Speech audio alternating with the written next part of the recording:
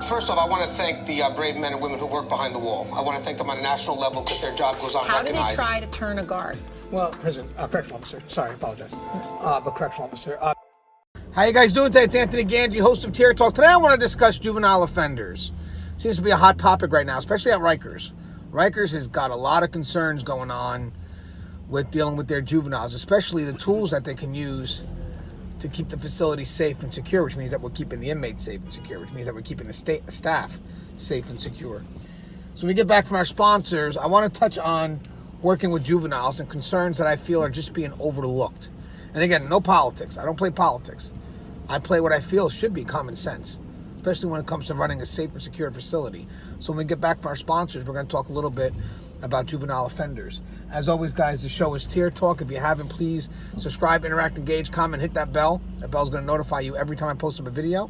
I stand by for our sponsors. I wanted to attend a university that had an intelligence program. I wanted to look at problems different. I wanted to increase my critical thinking abilities. AMU offered those avenues to expand. Obtaining your degree as an adult, you're actually paying yourself and investing in yourself. You can't put a dollar on it, it's priceless. It's something that can never be taken away from you. American Military University. Learn from the leader. Thank you guys for listening to our sponsors. You know, juveniles is on center stage now because you got what's happening at Rikers, and it's going to make a little bit more of a attention on that national stage, which is great. It's needed because right now officers are being very limited with the tools that they need to be effective at dealing with juveniles. You can't handcuff them, you can't OC them, you can't put them in restrictive housing or solitary, whatever you want to call it. You could see it at a federal level. You see it a lot at Rikers right now. People don't realize these tools are preventive, and with the word prevention comes protective. These tools are used to protect the inmates, protect staff, protect volunteers, protect the facility, ultimately. And when you strip the officers of these tools, they don't have a way to step it up to gain control. You understand that, right? We can't go tit for tat.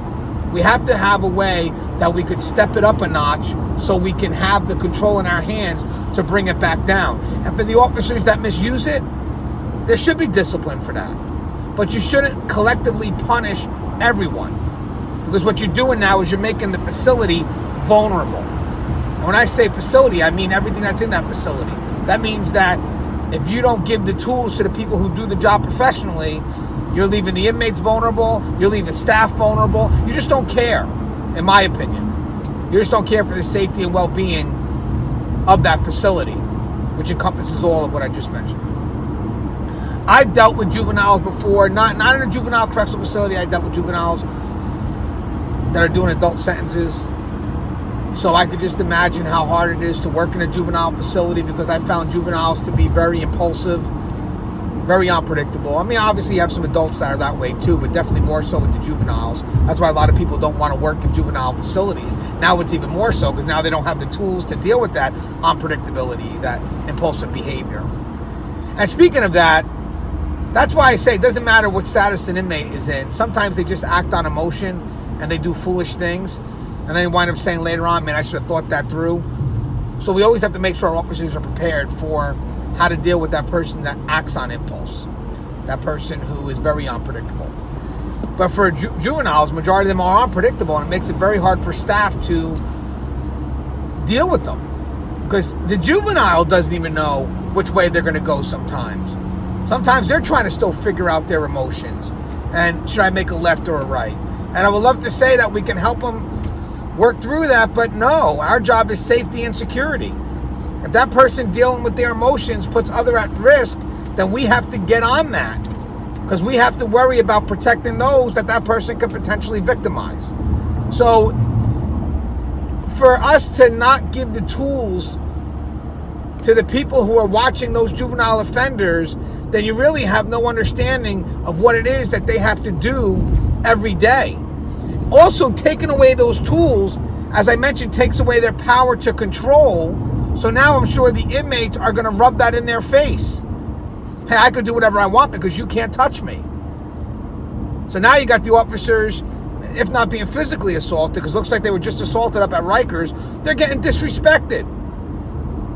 So the control that should be going to staff to maintain safety and security has now gone to the population, who's rubbing it in every moment. And he'll be quick to call that lawyer the moment that officer goes to do their job, which again is to protect and serve. Protect and serve. So I wish for once we could kind of leave politics out of it all and just go to those officers on that front line and say, hey, what's going on in these facilities?